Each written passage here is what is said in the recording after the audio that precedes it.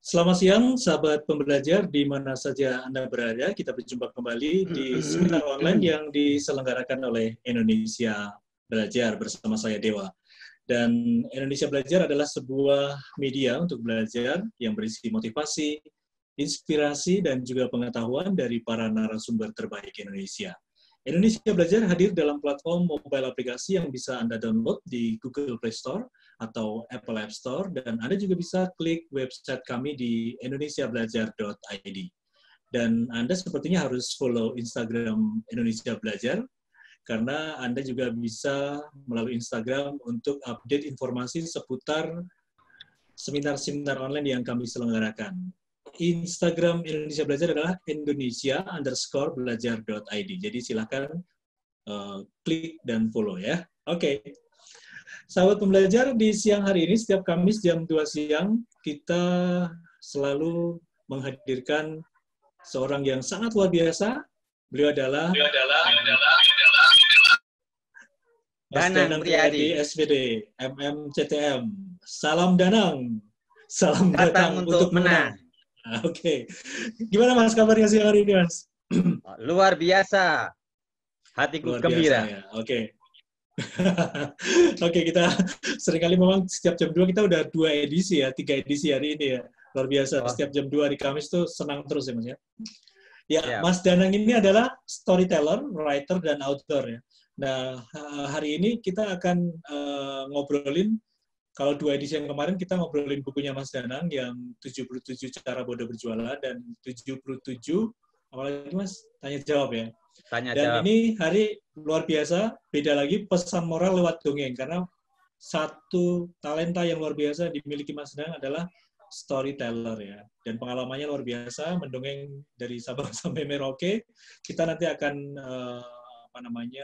membahas mengenai bagaimana sih menyebarkan pesan moral lewat dongeng ya.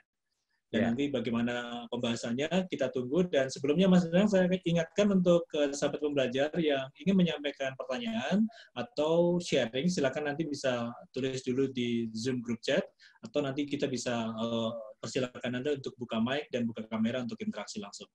Oke, baik Mas Danang, langsung saja kita mulai pesan moral lewat dongeng. Silakan Mas. Oke.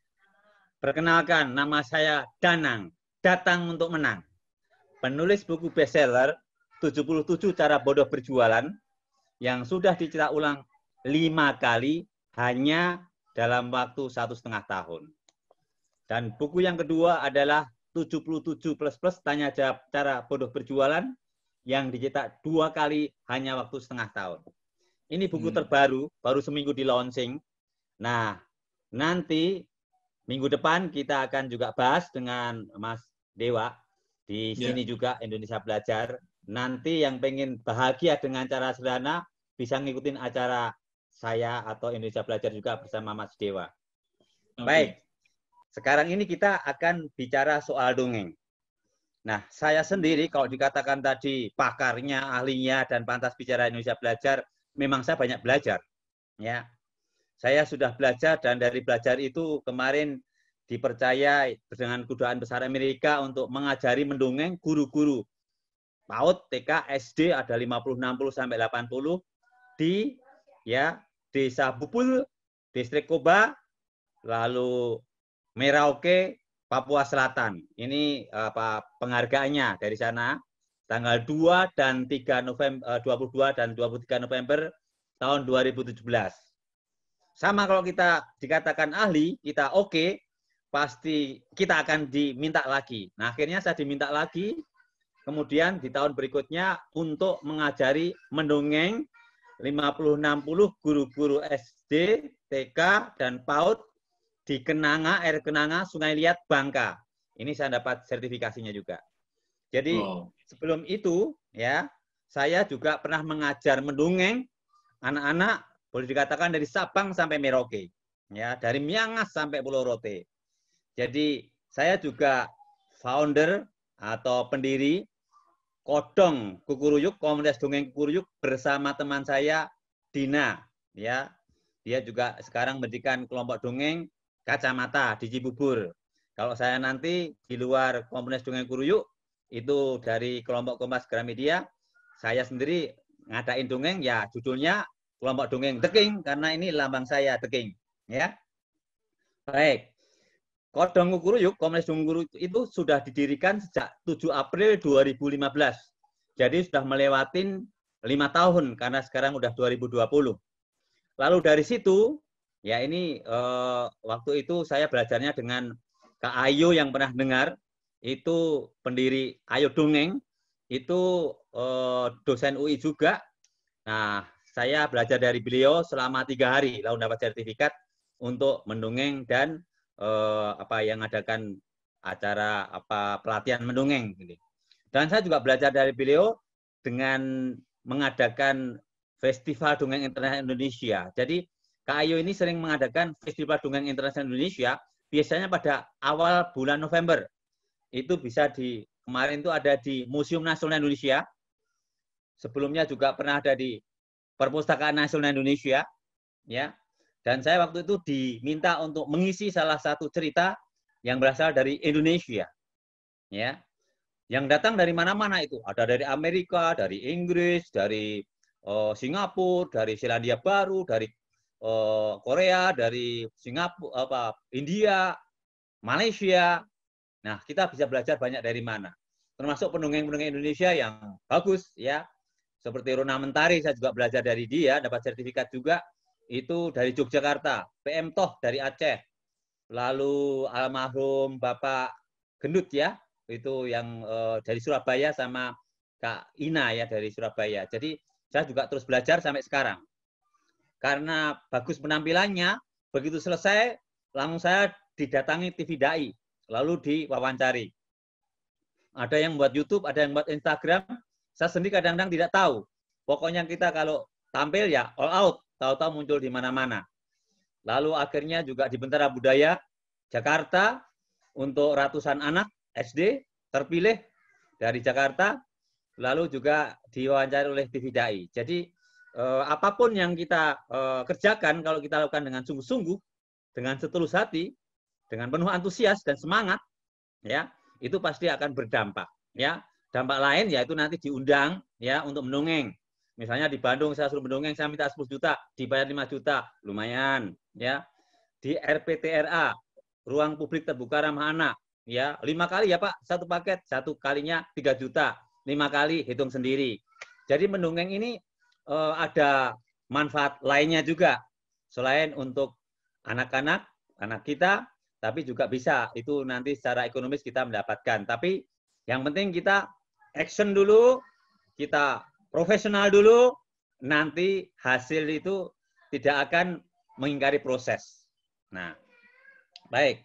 Setelah di Jakarta dengan Komunitas Dongeng Kukuruyuk, saya ke Pontianak mendirikan kelompok dongeng Katulistiwa. Saya ingatnya 17 Januari tahun 2018. Lalu kelompok dongeng Pahlawan di Surabaya, kelompok dongeng Ciremai di Cirebon, kelompok dongeng Joglo Semar, Jogja, Solo, Semarang, kelompok dongeng Bumi Timur untuk Jatim dan Indonesia Timur, kelompok dongeng Lancang Kuning untuk Pekanbaru dan Riau, Batam.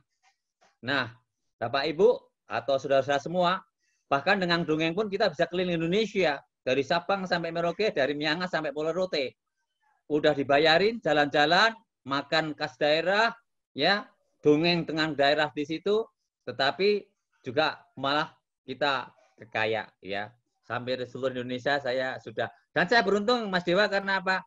Sekarang jadi susah kan, mikir kan, dibayar pun mikir gitu loh. Ayo Mas, ini sebenarnya ada undangan ke Surabaya Mas, untuk mengajar 60 Bunda PAUD di Departemen Pendidikan Surabaya gitu loh. Lalu ada juga undangan ke Bangka gitu loh, untuk mendongeng dan ngajarin anak. Tapi ya saya mikir, dibayar 5 juta, saya mikir dengan sakitnya, itu worth it enggak? Mending begini aja, wah kalau bayar 2 juta masih lumayan, alhamdulillah. Begitu. Paling enggak promosi buku saya. Jadi kita yang penting itu total all out dulu, lalu nanti akan mengikuti. Baik. Kalau dari dongeng, itu sebetulnya intinya itu ada 3. Ada pembukaan, ada isi, ada penutup. Itu saja. Pembukaan kita semua bisa. Misalnya supaya anak-anak senang, ayo anak-anak kita kumpul, kita nyanyi dulu ya. Supaya senang, kita ajak nyanyi di sini senang, di sana senang, di mana-mana hatiku senang. Ayo siapa yang mau maju? Wah, kadang-kadang berebut. Apalagi kalau ada hadiahnya. Hadiah nggak usah besar-besar. Kadang-kadang dikasih gambar, tempel, atau mungkin dikasih kue atau apa gitu loh. Atau mungkin mainan yang kecil-kecil gitu. Atau notes buku gitu. Anak itu nggak melihat harga, atau yang penting itu mereka berpartisipasi. Atau mungkin kita ajak yel-yel. Anak-anak di sini, anak Indonesia, anak semua pintar, cerdas. Ayo kita buat yel-yel 3 kali. Nanti siapa yang paling semangat dapat hadiah. Wah, mereka pasti semangat. Ayo semua berdiri. Misalnya kita bilang, anak Indonesia sehat. Nah, untuk pandemi sekarang kan perlu itu, bergerak itu. Sehat, cerdas, ceria. Gitu senyum kan banyak yang stres ini. Nah, anak-anak, kalau anak-anaknya senang, nanti orang tua, gurunya pada senang gitu loh. 3 kali, anak Indonesia sehat, cerdas, ceria. Anak Indonesia sehat, cerdas, ceria. Anak Indonesia sehat, cerdas, ceria. Hahaha. Nah, mereka senang. Ya. Lalu kalau nanti sudah selesai bisa aja supaya mereka bareng-bareng ditutup dengan naik kereta api tut. Nah, sambil keliling. Lalu mungkin membuat permainan juga, membuat lingkaran. Kawan-kawan, yuk kita buat lingkaran. Ada binatang di dalam lingkaran. Terus binatang itu misalnya gerak jalannya. Nah, nanti bisa ditunjukin misalnya. Oh, itu gajah. Nah, yang nebak pinter dapat hadiah. Lalu jalannya kayak gajah, ya kan? Lalu, oh itu harimau, aum. Atau oh itu anjing atau dogi, kuku. Atau itu Cathy, miu misalnya. Nah, jadi mendongeng bisa memakai alat macam-macam sehingga anak-anak menjadi senang. Jadi intinya nanti di tengah, lalu penutupnya. Nah, mengenai dongeng sendiri kalau untuk milenial supaya kreatif, jangan dongeng itu dibuat monoton sehingga bisa ditebak. Misalnya dongeng kancil, wah itu pasti akhirnya wah itu kan nggak bagus, kan tuh ngajarin anak nggak bener, licik, bohong. Oh enggak, karena milenial kreatif, inovatif. Bukan si kancil mencuri atau mengambil timunnya Pak Tani, tapi di sini kancil yang sekarang itu adalah sama-sama menanam timun dan membantu Pak Tani menanam timun. Karena si kancil rajin, maka si kancil mendapat hadiah timun. Nah, kan jadi bagus. Nah, Kak Ayo yang ngajarin Ayo Dongeng yang mengadakan Festival Dongeng Internasional Indonesia, nah ini membuat buku yang kancilnya diubah seperti itu. Sehingga persepsi itu, imajinasi jadi berubah. Yang dulu selalu negatif, anak diajarin untuk inovasi kreatif menjadi yang positif. Sama dongeng bawang merah dan bawang putih. Ya, yang namanya bawang merah ya yang nakal itu ya. Yang bawang putih kan yang baik kan ya. Nah, pada waktu dia mencuci sama ibu janda atau nenek-neneknya kan dikasih hadiah. Begitu dibuka kan hadiahnya emas. Karena dia rajin. Sementara yang bawang merah karena nggak rajin, datang hanya langsung minta hadiah. Maka begitu labunya dibuka, isinya kalah jengking, binatang-binatang buas. Gitu loh. Lalu kelihatan bahwa bawang merah itu jelek, jahat. Memang itu ada pesan moral begitu. Tapi bisa menjadi lebih baik lagi. Akhirnya bawang merah bertobat. Dia meniru rajin kayak bawang putih. Sehingga dia juga mendapat hadiah. Ibunya sekarang juga nggak beda-bedain lagi antara bawang merah, bawang putih. Ini pesan moralnya, ibu jangan beda-bedain anak. Nah, misalnya seperti itu. Nah, ini ada pesan-pesan moral di balik dongeng seperti itu gitu. Nah, Indonesia itu kan kaya akan dongeng-dongeng sehingga kita itu bisa belajar. Kalau di Jakarta misalnya ini dongeng keong emas ini ya. Nah, ini mestinya ini sebenarnya dongeng asal dari Surabaya ini. Tapi lucu yang punya keong emas Jakarta itu, teater emasnya itu loh. Pernah ini diputar di sana gitu loh. Nah, ini kan zaman Kediri itu loh. Jadi bisa belajar sejarah gitu loh. Nah, ada anak-anak, kakaknya cewek, adiknya cewek, tapi ada Pangeran Inu yang suka pada adiknya.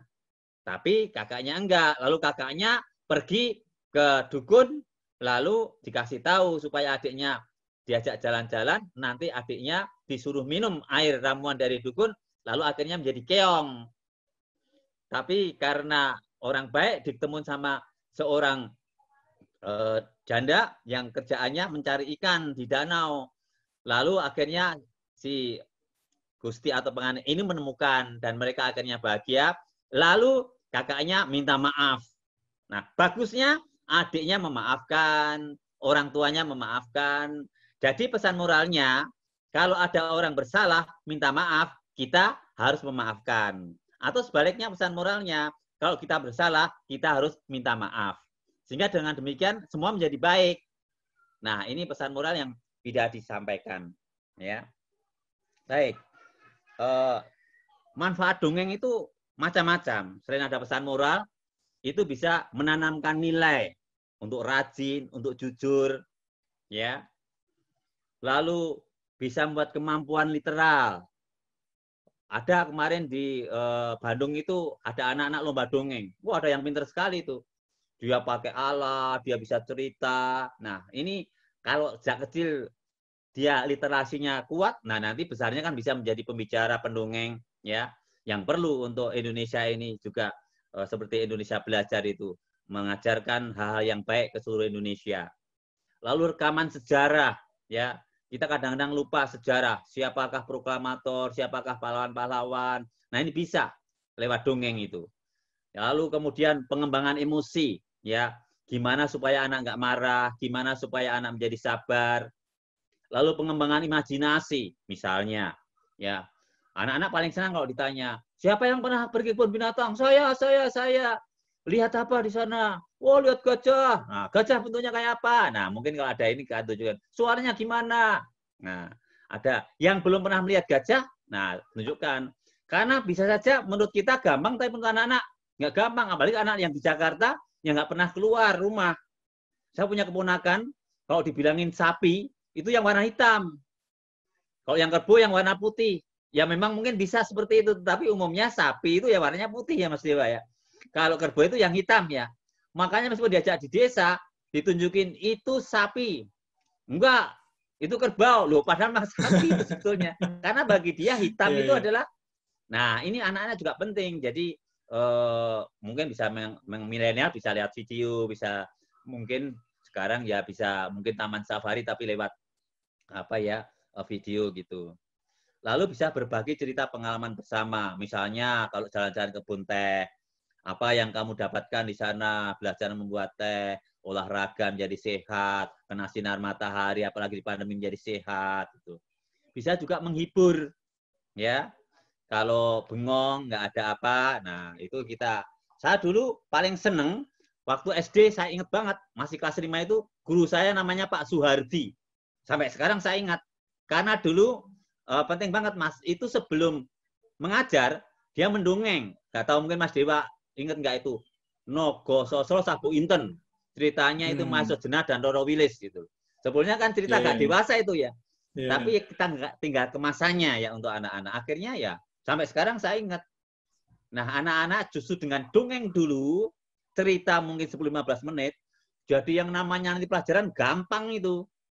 Saya dalam waktu mengajar pernah menjadi guru TK, SD, SMP, SMA, pernah menjadi dosen saya. Setiap kali sebelum mulai mengajar, sebelum kuliah, saya dongeng, saya cerita tentang kehidupan sehari-hari. Oh, tentang COVID, ya mungkin dongeng tentang binatang COVID itu misalnya gitu. Nah, anak kan senang dengerin apa aktualisasi, apalagi anak milenial yang mungkin ngomong soal YouTube, soal apa ya Instagram, IG, soal apa Facebook, WhatsApp. Nah, baru masuk ke sana. Nah, buktinya di mana? Kelihatannya saya itu ngabisin waktu, tetapi saya kadang-kadang heran. Ujian NEM anak-anak saya itu rata-rata 8,5. Bahasa Inggris 9,8. Padahal soal yang buat bukan saya, yang meriksa bukan saya hanya terima laporan. Kenapa bisa seperti itu? Karena anak-anak sudah senang duluan. Kalau sudah senang, yang sulit jadi mudah. Caranya apa? Ya mulai dengan mendongeng. Oh ini bisa ikut dengan macam-macam kok. Misalnya kalau anak kita susah makan, sambil kita dongengin. Ada pesawat terbang, ayo pesawatnya masuk, kasih bensin dulu bisa terbang, makan. Ada burung terbang, ayo burungnya makan dulu biar kuat, kasih makan. Jadi bisa digunakan untuk macam-macam. Jadi ada elemen penting juga untuk mendongeng. Ada ceritanya, ada suaranya, ada mimik, ada gestur, ada alat bantu, atau kemampuan lain. Terus terang kalau saya ini nggak bisa ngikutin suara-suara binatang. Tapi ada yang fasih dengan suara binatang. Ya, guguknya bukan kayak saya, guguk kayak anjing beneran itu bisa. Kukuruyuk, mungkin kayak itu. Nah, itu sudah menarik perhatian. Dengan itu kita sudah bisa menjual diri juga gitu. Ya. Makanya ada suara-suara khas. Kalau enggak ya dengan mimik atau apa. Makanya dalam mendongeng pun juga diajarin. Kalau senyum ya senyum, kalau marah ya marah gitu loh. Kalau sedih ya sedih gitu loh. Sehingga anak bisa terbawa dari sana. Sehingga itu bisa ngajarin anak, oh itu ada orang sedih kita empati. Oh itu ada orang senang kita ikut gembira. Nah ini sebenarnya pesan-pesan moral yang nggak secara langsung diajarkan lewat dongeng. Baik dengan mimik, dengan gestur, body language, dan seterusnya. Nah, dalam mendongeng ada. Makanya kadang-kadang dongeng bisa dimulai dengan main sulap dulu. Entah pakai kartu, entah pakai bunga, atau membuat uang, padahal ada alat-alatnya. Itu kan menarik itu. Jadi sebelum dongeng, diajak main-main dulu. Atau tebak-tebakan misalnya. Anak-anak suka tebak-tebakan. Saya suka pakai itu. Siapa yang mau hadiah? Ayo, siapa yang nanti bisa nebak? Angkat tangan kanannya, nanti Kak Danang tunjuk. Nanti yang benar dapat hadiah. Misalnya, coba kertas ini warnanya apa? Putih. Kalau sudah tua rambutnya apa? Warnanya putih. Susu warnanya putih. Ayo siapa yang tahu sapi minum apa? Pada umumnya jawab minum susu karena kan susu warnanya putih, sapi minum susu. Tapi kalau anak cerdas kan bilang tadi anak Indonesia cerdas gitu kan. Minumnya air. Susunya untuk adik-adik biar cepat besar seperti itu misalnya. Coba ini ada mikrofon warna apa ini misalnya. Oh ini ada warna mouse-nya warna hitam. Rambut Kak Danang warna apa? Hitam. HP Kak Danang warna apa? Hitam. Coba siapa yang tahu kalau kelelawar tidur pada waktu apa? Karena hitam, pada jawab malam. Tapi nanti kalau yang cerdas perhatian siang. Oh betul, maju dapat hadiah. Karena malam hari dia itu cari makan bukan tidur. Kalau kita itu ya siang yang makan, kerja. Kalau dia siang tidur. Lalu ditanya supaya ketawa-ketawa dengan humor, menghibur. Ayo siapa yang suka makan malam hari? Saya. Berarti sama dengan Kak Danang, adik-adik. Kayak kelelawar makanya malam hari. Nah, misalnya seperti itu. Jadi kemarin saya mendongeng bersama Ibu Kapolda. Karena Ibu Kapolda itu ibu-ibu itu memakai baju pink, lalu ibunya ikut nanya, coba siapa tahu binatang apa yang warnanya pink? Wah, Kak susah kan? Tapi tahu nggak Mas Dewa? Ada yang pinter loh itu. Flamingo. Waduh. Dapat hadiah dari ibunya loh. Dapat hadiah dari Ibu Kapolda. Senang loh. Ya kan? Yeah. Nah, itu. Tapi sebetulnya ada juga lumba-lumba warna pink di mana ini Pulau Sentosa Island di Singapura. Lalu saya godain, siapa yang mau lihat lumba-lumba warna pink di Singapura? Mau katanya. Ya sudah, kita mimpi dulu ya. Nanti kita tidur mimpi ketemu di sana ya. Atau nabung dulu. Nah, pesan moralnya ngajarin nabung. Nanti jalan-jalan lihat lumba-lumba warna pink ada di Pulau Sentosa Island. Nah, seperti itu. Jadi kreatifnya perlu banyak kita bisa kembangkan gitu ya. Yeah. Lalu persiapan mendongeng. Nah ini belajar dari Song Ah Kim, pendongeng dari Korea Selatan. Teman saya Dina ini nggak puas waktu kita belajar di Indonesia, di Museum Nasional Indonesia atau di Pusat Nasional Indonesia. Dia sampai datang ke Korea loh, ketemu sama Song Ah Kim. Gak gampang juga loh Mas ketemu orang terkenal gitu. Lalu akhirnya apa? Akhirnya makan bareng lalu cerita. Jadi dia ngajarin 4 hal dalam mendongeng itu. 1, kita harus tahu dongeng, cerita. Kalau kita nggak tahu gimana mau mendongeng, misalnya tentang keong emas ini, harus tahu dulu. Lalu kita harus bisa mendongeng. Bagaimana menarik kalau kita nggak bisa dongeng? Caranya tadi belajar dengan alat macam-macam. Yang ketiga, dengan gaya sendiri. Kalau saya dengan gaya mungkin tebak-tebakan, nyanyi-nyanyi, dan seterusnya. Kalau bisa suara binatang, ya dengan suara binatang. Kalau bisa dengan boneka, ya dengan boneka. Ya. Lalu yang ketiga, yang keempat ya tadi bisa dongeng atau dongengnya tahu dongeng dengan gaya sendiri. Yang 4, belajar dari ahlinya. Ya saya termasuk belajar dari Song Ah Kim, belajar dari pendongeng New Zealand, dari Australia, dari Singapura, dari India. Nah kita bisa bayangin, kalau dari India itu dongengnya ya pakai itu Kericik-kericik itu loh Mas, apa itu kayak apa ya? Gantungan loh, yang krek-krek gitu loh. Jadi Iya, begitu iya. ada cerita krek-krek gitu loh. Oh, Nah, kalau dari Aceh pakai nyanyian. Kan ada nyanyian Aceh itu. Dada, saya nggak hafal itu. Atau muncul apa tokoh-tokoh dongengnya. Lalu itu. Nah, itu yang pinter bahasa ya bisa seperti itu. Lalu selain menulis cerita yang baik, lalu diambil apa yang dilihat, apa yang dibaca, apa yang didengar, lalu kondisikan anak sebelum mendongeng. Nah, gini Mas.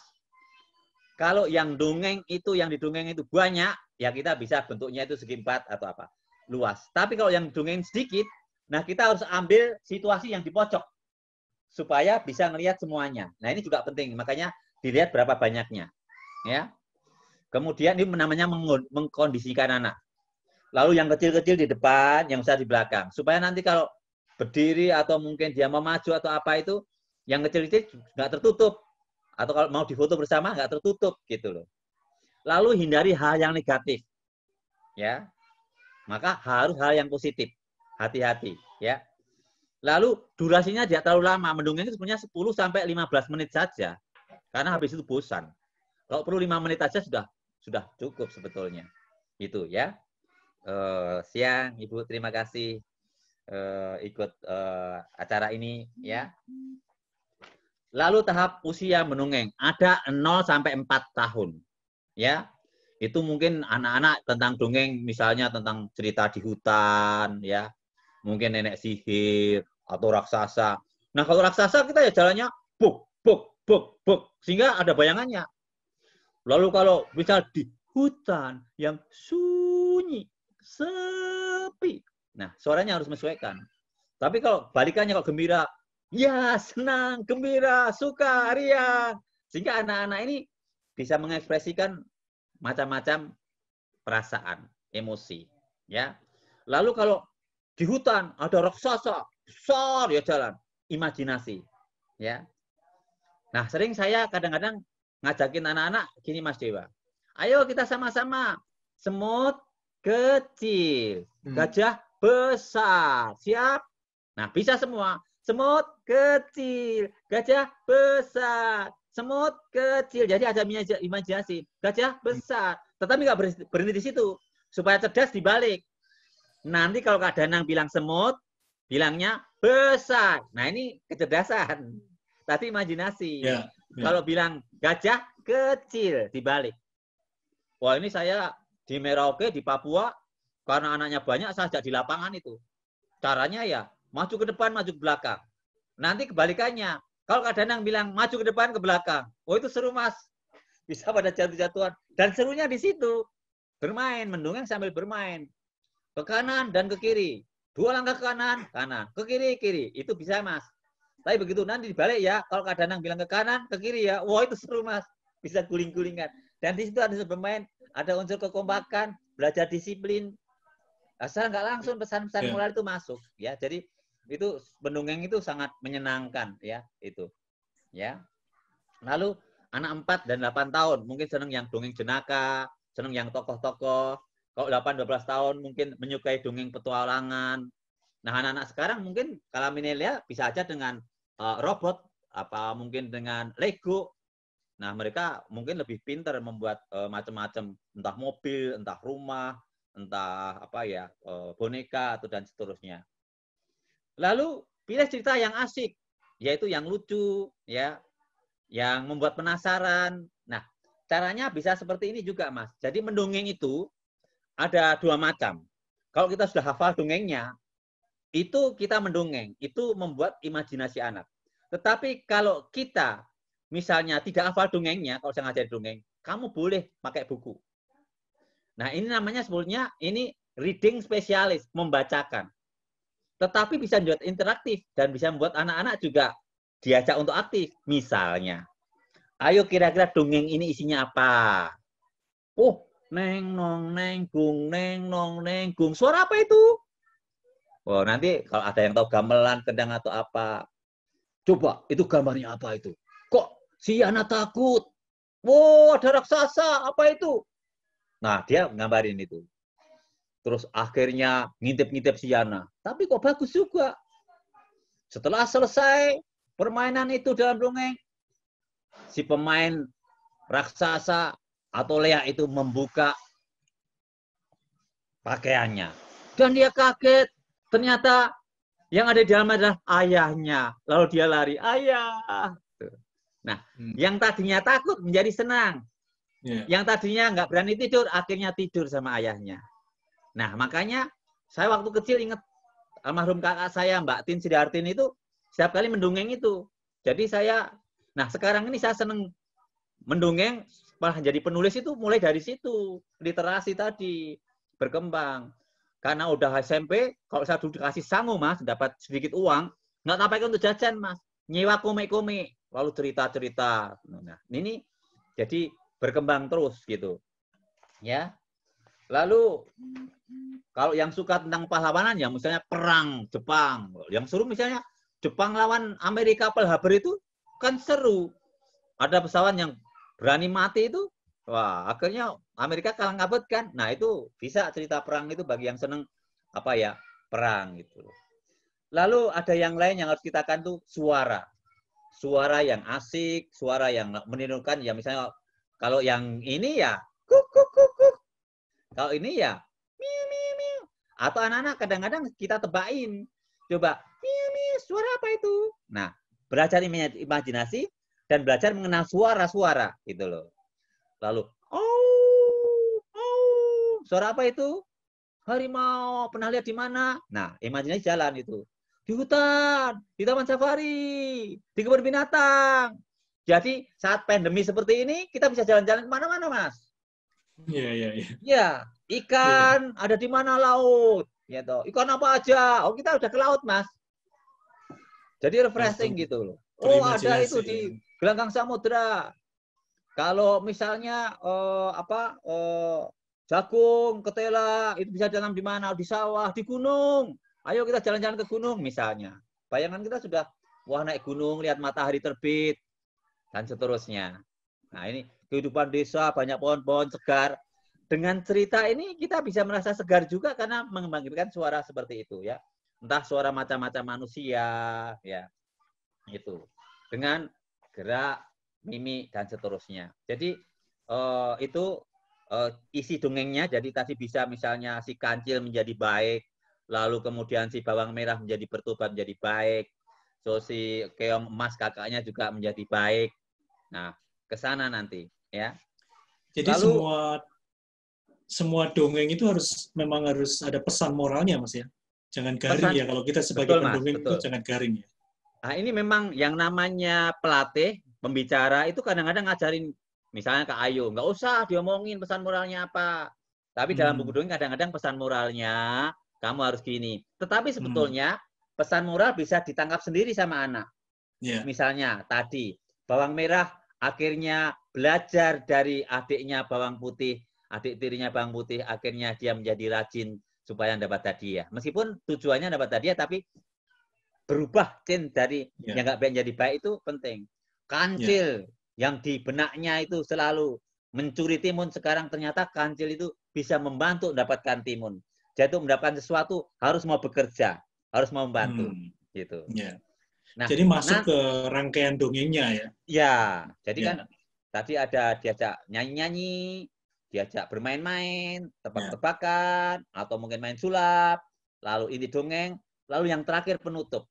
Penutup itu bisa terbuat kriya gitu loh, Mas. Jadi supaya anak itu ingat dongeng, supaya anak itu selalu misalnya cerita tentang dongeng tentang raja. Ya kan, misalnya kan di mana Lombok itu ada itu kan. Nah, itu kita buat misalnya seperti ini, ya. Kertas origami ini kita lipat-lipat, ya. Nanti kalau cukup anak itu misalnya masing-masing entah kelompok entah apa membuat misalnya 10 atau 12 tergantung besar kecilnya kepala ya.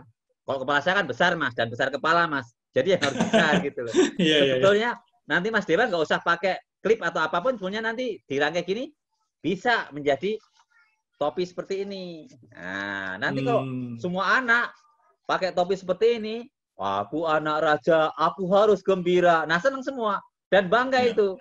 Mereka pakai. Nah, ini saya ajarkan di Merauke. Nah, saya ajarkan di mana Bangka Belitung. Lalu akhirnya apa? Guru-guru TK Itu di mana-mana, entah di Papua, entah di Bangka, entah di mana, mengajarkan juga untuk membuat yang kria, yang sederhana ini. Dan mereka kirim ke saya foto-fotonya, Mas. Nanti saya kirim beberapa, mungkin ke Mas Dewa ada ya, nanti saya kirim itu, masuk dari Bangka. Nah, ini yang diajarkan. Lalu dari kertas yang sederhana ini tergantung kreatif kita. Kalau kita cerita tentang pertempuran tadi, Jepang melawan Amerika misalnya, ini bisa dibuat pesawat-pesawatan. Mungkin Mas Dia kan bisa buat pesawat. Saya kurang ahli yang gitu-gitu. Lalu bisa dibuat misalnya cerita tentang aneka macam burung di kebun binatang. Wah, kita akan lihat. Nanti buat burung-burungan kan bisa dari ini. Atau mungkin cerita tentang ikan emas dengan nelayan. Nah, nanti akhirnya membuat perahu. Nah, yang kecil-kecil ini nanti, ini kria ini, bisa ditaruh di meja kerjanya, atau di meja belajarnya, atau di rumahnya, untuk hiasan. Perlunya apa? Begitu melihat itu, dia ingat cerita. Imajinasinya jalan. Wah, kita pengen denger dongeng lagi. Dongengin Bu, dongengin Pak. Nah, Bapak Ibu juga selalu harus itu. Misalnya kalau tingkat tinggi ya mungkin membuat perahu misalnya. Wah, ini perahu dari Pelabuhan Ratu. Kenapa dibuat? Oh, kemarin mau lihat ada itu, apa itu yang namanya kura-kura. Kan di sana ada yang namanya genteng ya, genteng kali itu. Misalnya seperti itu. Jadi macam-macam yang bisa kita lakukan. Nah, mungkin itu dulu sambil nanti kalau ada yang nanya jadi biar ini ya. Iya. Oke, Mas Danang, luar biasa ini. Jadi ada pembukaan, isi penutup ya. Isi lebih baik intinya begitu ya. Oke. Ini ada yang sudah chat, Mas. Ada Ibu Nurpiah Nur, salam kenal. Saya guru taman kanak-kanak. Di TK anak-anak suka sekali mendengarkan dongeng. Dengan berdongeng, anak akan lebih fokus kepada kita. Senang sekali melihat mereka bisa tertawa, bersedih dengan apa yang kita sampaikan. Ya. Pengalamannya luar biasa juga ya. Oke. Saya beralih lagi ke Bu Evi. Halo Pak Danang. Itu tadi sharing, nggak ada pertanyaan. Sharing aja ya, nggak ada pertanyaan. Makasih. Selamat jadi, Bu. Sharing, jadi lanjutkan Bu. Ya. Oke. Ibu Evi, halo Pak Danang, saya mau tanya nih, apa tips yang sekiranya bisa digunakan ketika kita sedang mendongeng atau storytelling untuk menggambarkan karakter hewan, agar kita bisa menggambarkan karakter hewan tersebut dengan bagus? Soalnya saya pernah ikut beberapa kali lomba storytelling, tapi selalu kesulitan saat akan menceritakan karakter hewan itu dalam ceritanya.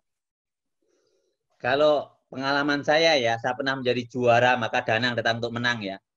Kalau saya jadi, saya jadi binatang apa, ya saya pakai binatang yang suka. Misalnya macan, saya pakai macan. Lalu kalau misalnya saya masih ada fotonya enggak ya, karena banyak banget sampai pada hilang-hilang ketumpuk itu. Itu pernah saya mendongeng itu di belakang saya itu teman-teman yang pakai macam-macam binatang itu. Ada yang pohon, ada yang harimau, ada yang singa, ada yang itu. Nah mungkin kalau ya bisa, nggak tahu apakah ada penyewaan ada. Kalau kami ada satu tempat di Central Park, di Gramedia Central Park itu ada. Sehingga sering saya kalau dongeng itu pinjem dari situ terus. Ya kan? Atau mungkin pinjem teman-temannya gitu, karena mereka masing-masing kan udah, ya kalau sekarang kan nggak boleh ganti-ganti ya pandemi ini ya. Jadi ya kamu pakai ini, kamu pelihara, nanti kalau ada ini kita main ke sana. Nah itu akan menolong. Jadi imajinasi langsung jalan karena melihat langsung. Nah kalau misalnya ada kesempatan, memang betul. Saya kan pernah mengajak anak-anak itu, yaitu membuat camping Mas, di gunung, di puncak. Membuat camping di mana, Pangandaran, atau di Anyer. Wah seneng Mas. Maksud saya gini loh Bu, saya pernah jadi guru juga. Kalau tujuan kita bagus, anak-anak senang, itu orang tua membantu kok. Saya butuh 15 juta, dapatnya berapa Mas?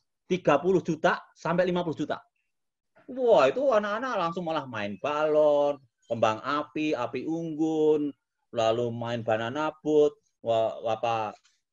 misalnya contoh di laut itu apa aja, karang ikan, kalau di gunung ya mungkin ranting, dan seterusnya. Jadi itu kreasi kita aja. Saya dulu kalau ngajak anak-anak jalan-jalan, waktu jadi guru SMP, itu yang TK, SD seperti itu ya, itu saya juga kebetulan yo, kalau orangnya niatnya baik Mas, ada yang orang tuanya itu punya bis Arimbi Bima Suci itu, kamu kan Mas Dewa itu. Ya udah saya datang aja, Pak, ini pinjem ya Pak, untuk ini, untuk acara ke Bogor, untuk ke Bandung gitu. Dikasih Mas, malah guru-gurunya dikasih jam, dikasih payung, dikasih dan seterusnya. Itu ibu guru jangan kecil hati. Pahlawan tanda jasa dan mulia. Kalau kita melakukan, lah didukung Bu, kayak gitu-gitu itu. ya kita memang artinya tujuan kita baik itu akan dapat dukungan yang baik. Ya saya pernah juara 1 dengan memakai kostum yang seperti itu, sehingga ya kalau lompat ya lompat betul ya kan. Kalau jatuh ya jatuh betul gitu loh. Kalau sakit ya sakit betul gitu loh. Ya itu namanya gesture yang namanya itu. Tapi kalau memang bisa suara, nah saya tanya pada ahlinya, untuk satu suara binatang ini katanya belajarnya 2 tahun. Oke. Oh, ada Bu Kris ya. Terima kasih Bu Kris. Ini kepala sekolah di Pinang Ranti ya. Terima kasih Ibu Kris udah bergabung ya. Saya tadi pangling ini Ibu kan kemarin agak langsing ini kok, mungkin pandemi 3 bulan ini agak apa ya, sedikit makmur ya. Mungkin Ibu Kris makan terus ya. Tapi berkat Tuhan berarti ya. Terima kasih Ibu Kris Sitompul. Oke. Bu Evi semoga terjawab ya. Jadi pakai kostum kemudian all out ya, Mas. Nah, nanti ya. kalau mau WhatsApp-an untuk bisa nanti yang di 0857 133 8273 ya. 0857 1733 1733 8273. 8273. Oke. Atau kalau Instagramnya itu Danang_Priyadi 27. Oke. Nah, nanti yang pengen belajar lebih banyak, kita bisa lewat situ. Oke. Jadi bisa latihan juga ya, bagaimana memerankan sebuah karakter hewan gitu ya. Oh, boleh. Kalau nanti sama guru-guru yang lain mau membuat Zoom kayak gini, mau belajar bareng, saya siap. Karena saya pernah mengajar beberapa guru-guru ya, di Bangka, di Surabaya, di Merauke. Oke. Oke, Mas Danang, sahabat pembelajar, silakan untuk Anda yang ingin bertanya, masih ada waktu. Ibu Kris mungkin tadi sudah di-mention sama Mas Danang. Saya pernah mendongeng 2 kali di sana.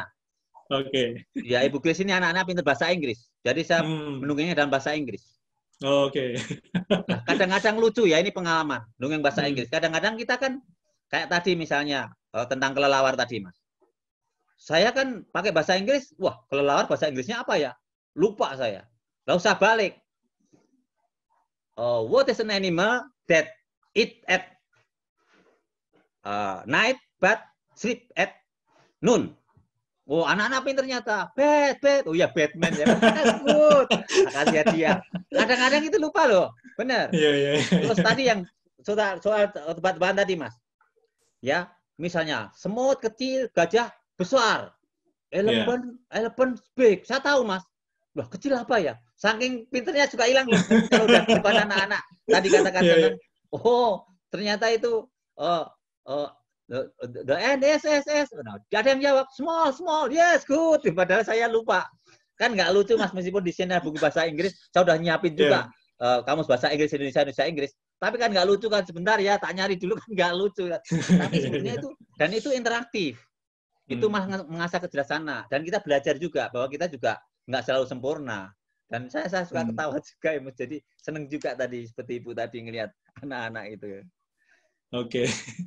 Oke, Mas Danang. Jadi kalau misalnya kita kalau ini tentang siapa yang kita dongengkan ya. Maksudnya ada tadi kan 0 sampai 4 tahun harus seperti ini, 4-8 tahun harus seperti ini, 8-12 tahun seperti ini. Dan cara kita mendongeng juga berbeda ya. Betul. Betul. Perbedaannya gimana, Mas? Kalau yang kecil ya misalnya tadi dengan dia diajak melihat gambar supaya nggak bosan. Karena imajinasi juga belum jalan, maka visual itu penting. Ngajak imajinasi ya, kalau 0-4 tahun ya. Lebih ke sana ya arahnya ya. Okay. Omong saya ingat, Mas, untuk ibu guru dan yang lainnya. Kalau kita misalnya lupa mendongeng, kita istilahnya membuat peta dongeng, ya. Peta dongeng. Jadi selain tadi pembukaan, isi sampai penutup, kita bisa buat misalnya dongeng tentang orang yang bohong, yaitu bilang jaga domba, padahal nggak ada serigala, bilang ada serigala. Serigala, tolong. Lalu akhirnya orang datang, dia ketawa, bisa ngebohongin. Besok lagi begitu, tolong. Orang kampung datang, dia ketawa. Sekarang pertanyaannya, ketiga kalinya, ada serigala beneran. Nah, ditolong nggak? Tolong. tolong. Orang nggak percaya kan, udah bohong 2 kali. Nah, ini mengajarkan jangan suka bohong. Kalau kamu bohong nanti itu. Nah, supaya nggak lupa dibuat. Ya, oh ini gembala dan dombanya. Oh ini teriak sekali. Oh ini teriak 2 kali. Teriak yang ketiga kali. Sehingga nanti kalau, makanya saya pun juga ini seperti ini, ada webinar seperti ini, saya juga buat oret-oretan nih. Nah, tak kasih contohnya. Ada kerangkanya ya. Betul Mas. Kerangka. Itu namanya story map. Story map. Ya. Okay. Ya, peta cerita gitu. Oke, Mas Danang, waktu kita udah habis nih, dan sepertinya sudah. Ya, namanya dongeng itu seharian, Mas. Ya, kita seharian didongengin.